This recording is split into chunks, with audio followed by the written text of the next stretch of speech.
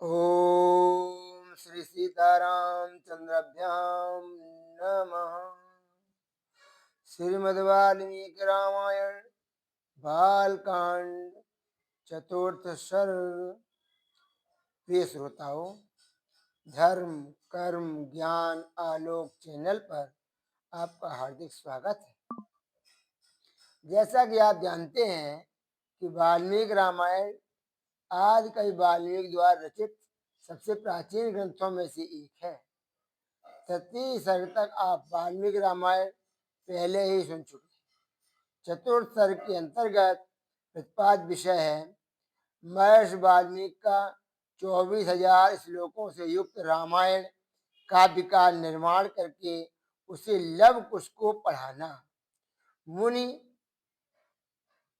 मंडली में रामायण ज्ञान करके लव और कुश का प्रशंसित होना तथा अयोध्या में श्री राम द्वारा सम्मानित हो उन दोनों का राम दरबार में रामायण गान सुनाना।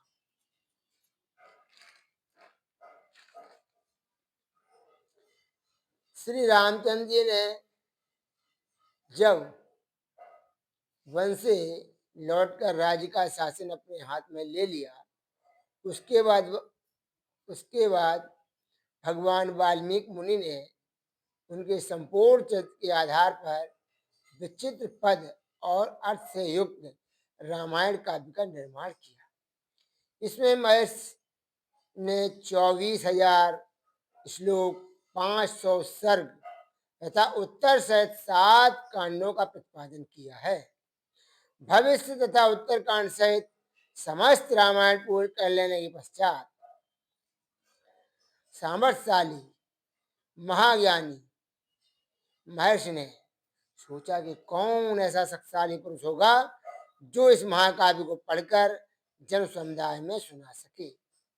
शुद्ध अंतःकरण वाले उन महर्षि के इस प्रकार विचार करते ही मुनि वेश में रहने वाले राजकुमार कुश और लव ने आकर उनके चरणों में प्रणाम किया। राजकुमार कुश और लव दोनों भाई धर्म के ज्ञाता और यशस्वी थे। उनका स्वर बड़ा ही मधुर था और वे मुनि के आश्रम पर ही रहते थे। उनकी धारणा शक्ति अद्भुत थी और वे दोनों ही वेदों में पारंगित हो चुके थे। भगवान वाल्मीकि ने उनकी ओर देखा और उन्हें सुयोग समझकर उत्तम व्रत का पालन करने वाले उन महर्षि ने वेदार्थ का विस्तार के साथ ज्ञान कराने के लिए उन्हें सीता के चरित्र से युक्त संपूर्ण रामायण नामक महाकाव्य का, जिसका दूसरा नाम पौलस्त वध अथवा दशानन वध था, अध्ययन कराया। वह महाकाव्य पढ़ने और गाने में ही मधुर, द्रुत, मध्य और विलंबित, इन तीनों गतियों से अन्वित, षड्ज अथवा आदि 7 स्वरों से युक्त, वीणा बजाकर स्वर और ताल के साथ गाने योग्य तथा श्रृंगार, करुण, हास्य, रौद्र, भयानक तथा वीर आदि सभी रसों से अनुप्राणित है। दोनों भाई कुश और लव उस महाकाव्य को पढ़कर उसका गान करने लगे।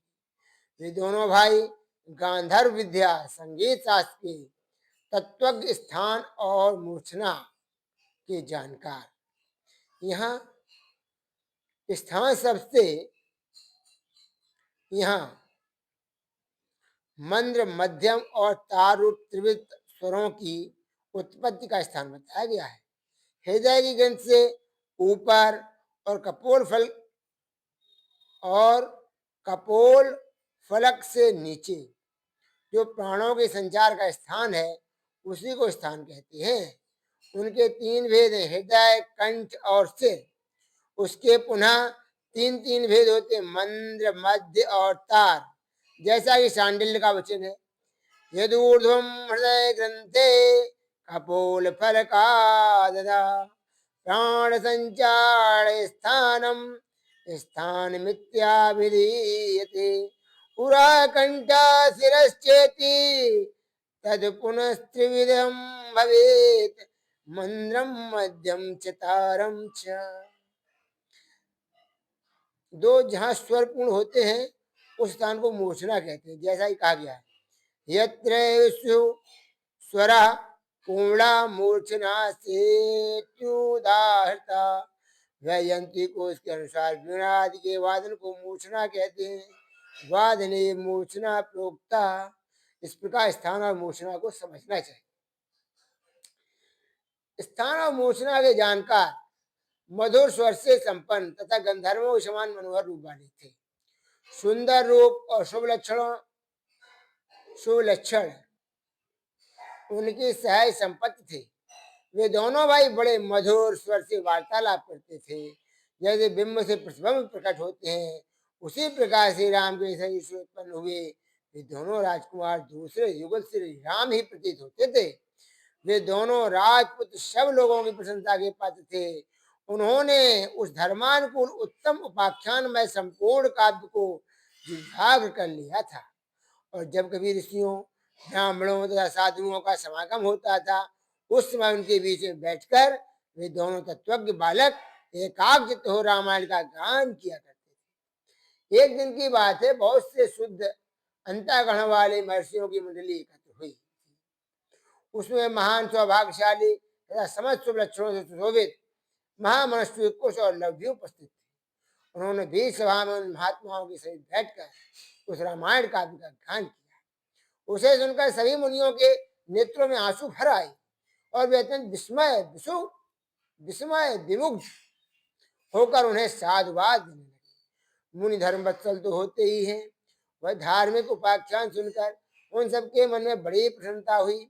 वे रामायण कथा के गायक कुमार कुश और लव की जो प्रशंसा के ही योग्य थे, इस प्रकार प्रशंसा करने लगे।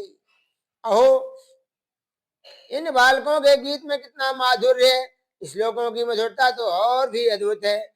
यद्यपि इस काव्य में वर्णित घटना बहुत दिनों पहले हो चुकी है, तो भी इन दोनों बालकों ने इसी सभा में रेस करके एक साथ ऐसे सुंदर भाव से स्वर संपन्न राग युक्त मधुर गान किया है कि वे पहले की घटनाएं भी प्रत्यक्ष से दिखाई देने लगी हैं, मानो अभी अभी आंखों के सामने घटित हो रही हों।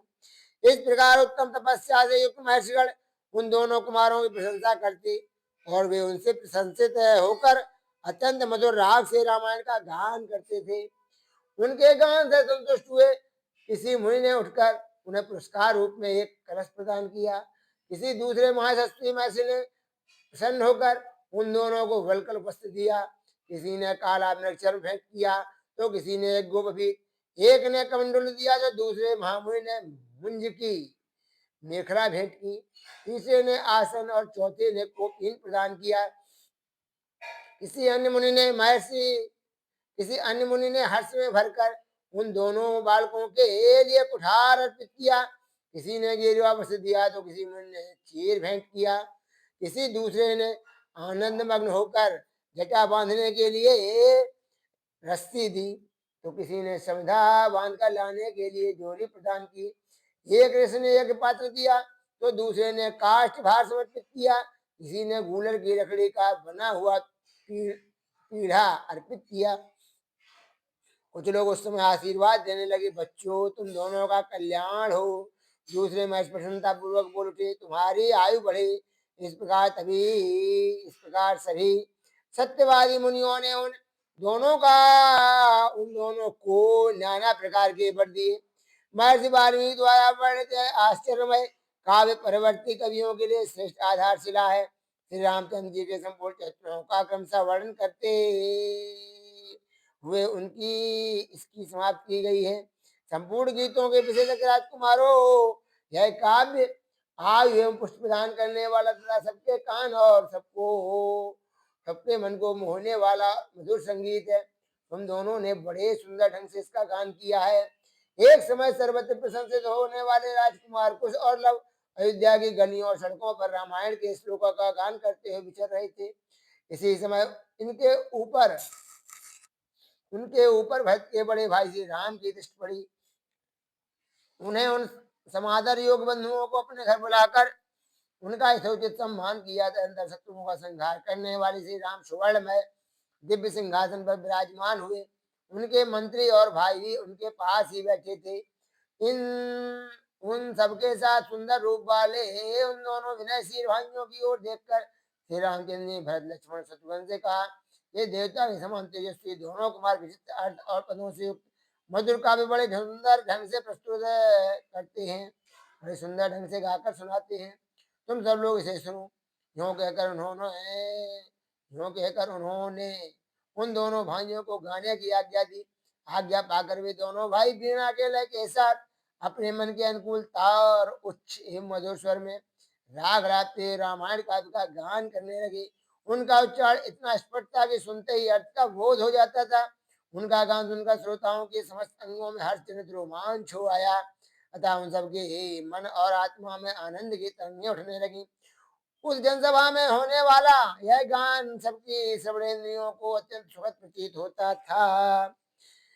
उस समय श्री राम ने अपने भाइयों का ध्यान आकृष्ट करते हुए कहा, ये दोनों कुमार मुनि होकर भी ये राजोचित लक्षणों से संपन्न हैं, संगीत में कुशल होने के साथ ही महान तपस्वी हैं। ये जिस चरित्र का प्रबंध काव्य का गान करते हैं वह शब्दार्थालंकार उत्तम गुण एवं सुंदर रीत आज से युक्त होने के कारण अत्यंत प्रभावशाली है, मेरे लिए भी अभ्युदय कारक है, ऐसा वृद्ध पुरुषों का कथन है। अतः तुम सब लोग ध्यान देकर से सुनो। तदंतर श्री राम की आज्ञा से प्रेरित हुए दोनों भाई मार्ग विधान की गान दो प्रकार के होते हैं, मार्ग और देसी।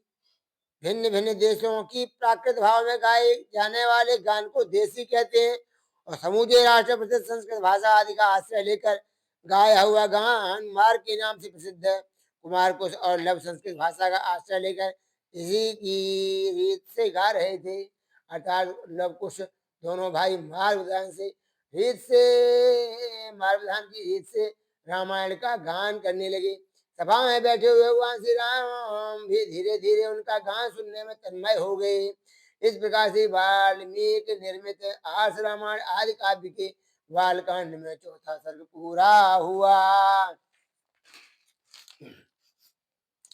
प्रिय श्रोताओं, चतुर्थ सर्ग को पढ़ने व सुनने से यह ज्ञात होता है कि वाल्मीकि द्वारा रचित रामायण को सर्वप्रथम प्रचार प्रसार उनके शिष्य लवकुश ने ही किया था, जो भगवान श्री राम जी व भगवती सीता जी के सुपुत्र थे।